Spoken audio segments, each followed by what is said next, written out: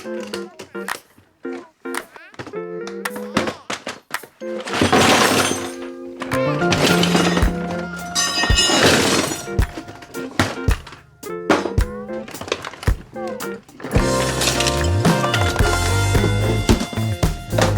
if you're just starting out in the world of DIY and property maintenance, what tools do you need to own? Well, I've decided what I'm going to do is put together a little series of videos to explain what I think you should own from absolute beginner novice level up to a keen DIY level, and then also I'll make a separate video taking you through some of the more pro level tools that I own that are a little bit more specialized, really useful for kind of problem solving and things, but for your average kind of DIYer, it's probably a little bit overkill. But today's video is going to be aimed at all of those new starters out there, whether you are moving into your first house or your first rental property and you don't own any tools whatsoever and you have no clue what you need to buy.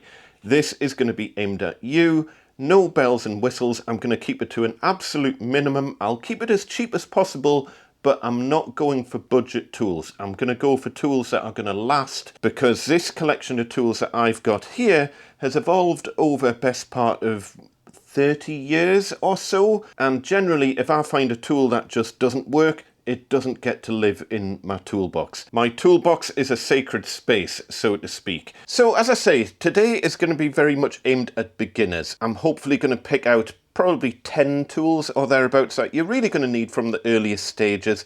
Anything else is probably going to be overkill at this stage. But if you are a more keen DIYer, or you are in the trades, or you want to go for something a bit more professional, do hit subscribe, and you can watch the follow-on videos where I go into some of the more advanced tools in a bit more detail. I'll also very briefly explain how they work as well, so you understand how to use them. Before I start on the tools themselves, a decent quality toolbox is really worth investing in relatively early on. This toolbox I've had for years and years and years, and it's lasted really well.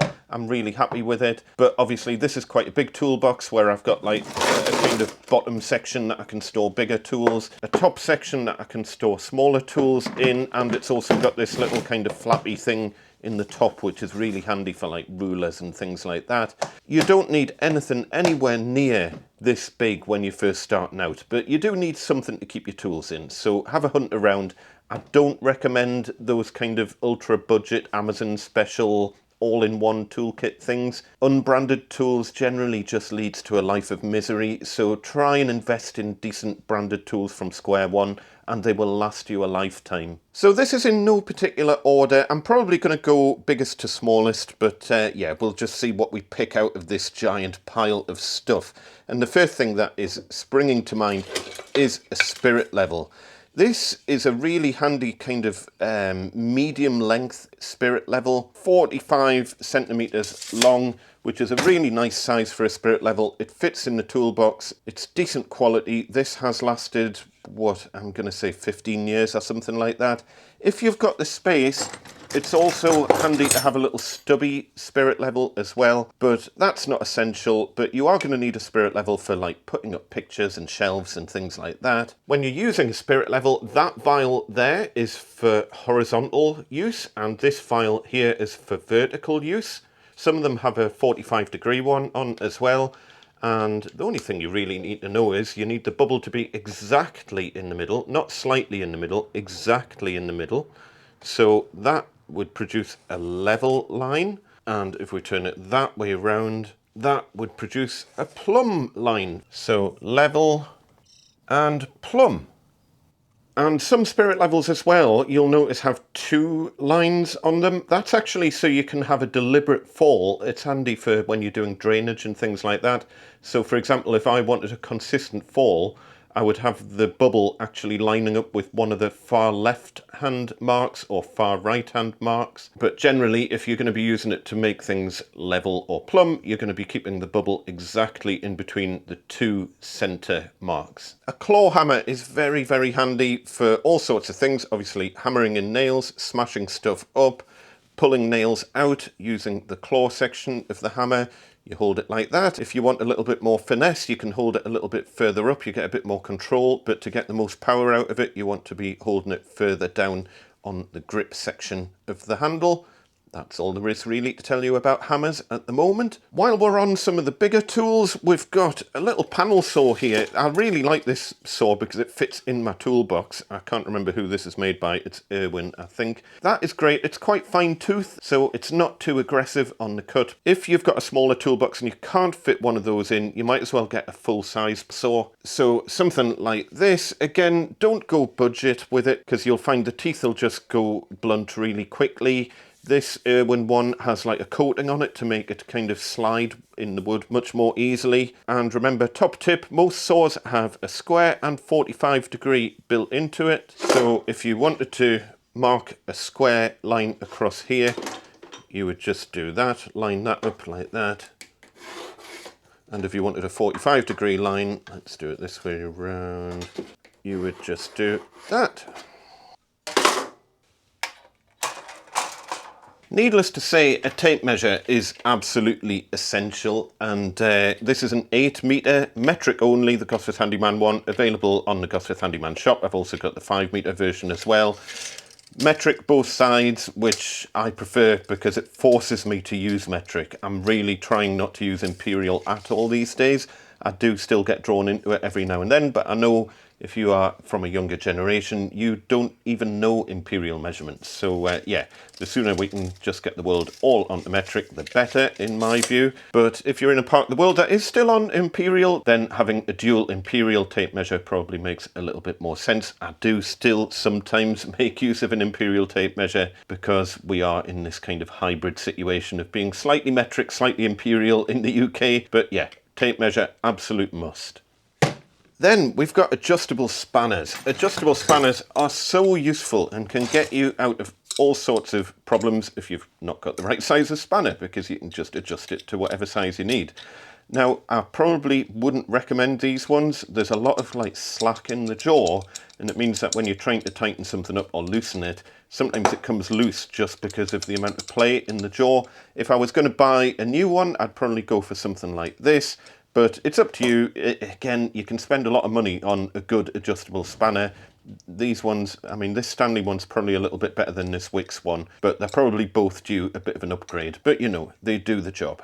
A set of wire cutters are infinitely handy. These are quite good ones. They're not like top of the range or anything, but I've had them for a long time and they've been absolutely fine. Useful for all sorts of things, from cutting cables to cutting cable ties and all sorts of other stuff like that. And then we get on to the topic of screwdrivers. Now, screwdrivers is a tricky one because you can buy a lot of different sizes of screwdrivers, different shaped heads and all sorts of things. So you can see in my toolkit, I've got all sorts of screwdrivers in here and they all have their different uses. But when you're starting out, you probably don't know what sort of screwdrivers you're going to need. Well, I'm going to give you a little tip. In the UK and in Europe, a Posi 2 or a Posi Drive 2 screwdriver will get you by for 90% of stuff that you're doing. Not Phillips, Posi Drive. If you're in America, you're probably going to be using Phillips more. In fact, I don't think you use Posi Drive at all in America, which is a bit of a shame because Posi Drive is infinitely better. Phillips is fine for kind of engineering screws and like tiny little screws and things like that, but for general day-to-day, like putting up a set of shelves and that, Posi 2 is the way to go. But to save you buying hundreds of screwdrivers, just get yourself like a ratcheting screwdriver where you can change the bit on the top. It saves you a lot of space. This one's got like bits around the side, and it can also store bits in the lid as well. I don't actually recommend this particular one because I find whenever I'm using it, this top bit like unscrews itself because it tends to be where you're like holding it, and it's very annoying. So if I was going to buy a new ratcheting screwdriver, I'd probably go for something like this. It's really, really nice. I've tried it out, really good quality. Link down in the description. And this isn't a sponsored video, by the way. I'm just picking out stuff that I would buy if I was starting out from scratch. But yes, you are going to need a selection of screwdrivers, but Posi 2, PZ2 in the UK and Europe is going to be the most popular size bit that you're going to use by a country mile. The important thing to remember is that a posi bit cannot be used in a Phillips screw. You can kind of get away with a Phillips bit in a posi screw, but essentially a posi bit has these extra flutes on it, and that means that you can't get it into a Phillips head screw. How do you know if it's a Phillips head screw or a posi screw? Well, the screw is marked, so hopefully you can kind of see the top of the head has those kind of little indentations in at 45 degrees to the main slots, and that's how you know it's a posi drive screw and not a Phillips screw. Whenever I find Phillips screws, I just chuck them in the bin. On the subject of screws and screwdrivers, it is handy to have a little set of jeweler's screwdrivers if your budget can stretch to it, because these are really useful for any kind of like electronic gadgets and things where you need to get battery compartments open and things like that. So you can pick a decent set of these up relatively cheaply, so it's worth having. You'll find that these are Phillips and not posi drive or flathead, which is absolutely fine for smaller stuff. It's just for general day-to-day stuff, posi drive is the way to go, unless you go down the Torx route, but we'll talk about Torx in the kind of more keen DIYer and professional videos, because as an amateur, you don't really need to worry about Torx. Somewhere in this pile, I've got a utility knife. In fact, I seem to have two utility knives. These often get called Stanley knives in the UK, even though they're not always made by Stanley. But they're very, very useful. Obviously, you want a retractable blade so that you're not going to cut yourself on them. These are incredibly sharp, so do be careful with them.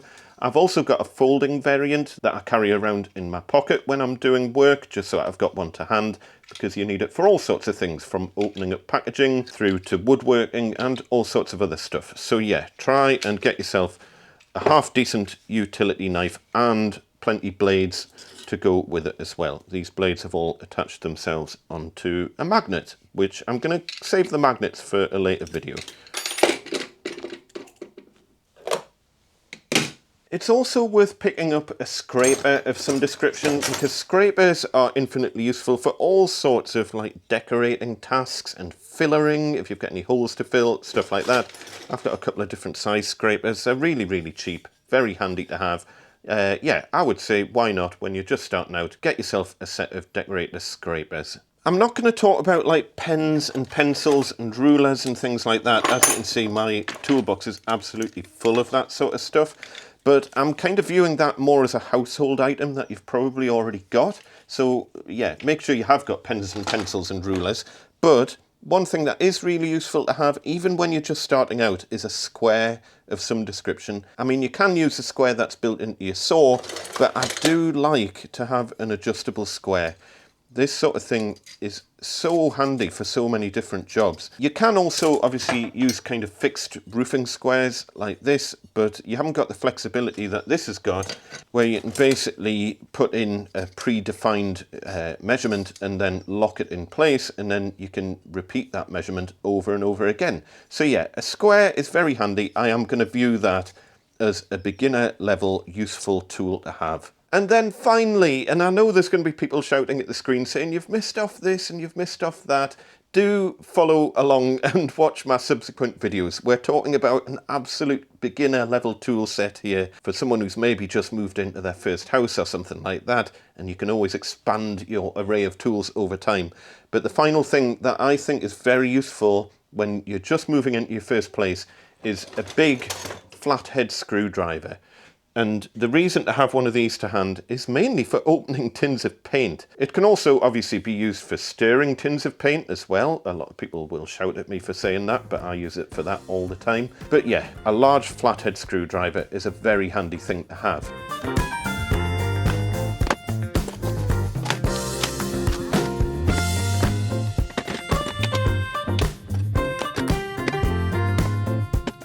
So there we go, that is my kind of beginner level tool set that will get you by for probably 90% of jobs that you're going to be doing. Obviously I'm not talking about power tools yet, I'll make a separate video all about power tools, but we're talking about hand tools that'll get you out of a lot of scrapes, difficult situations, general maintenance jobs from day to day. If you're a bit more of a keen DIYer and you want to up your skills a little bit, then do hit subscribe and I will take you through some of the more advanced tools that I think you should own. There's links to literally everything down in the description below. If you could use those links if you are needing to buy anything, it does help the channel out a little bit. I don't make very much from them, but you know, every penny counts.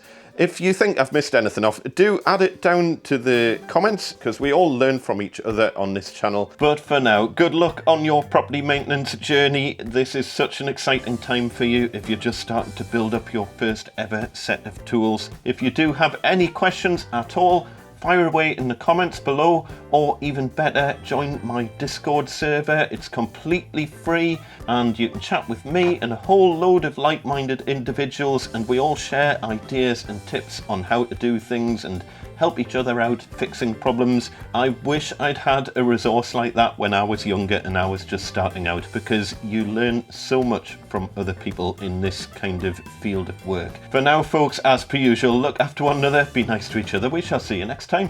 Tatty bye.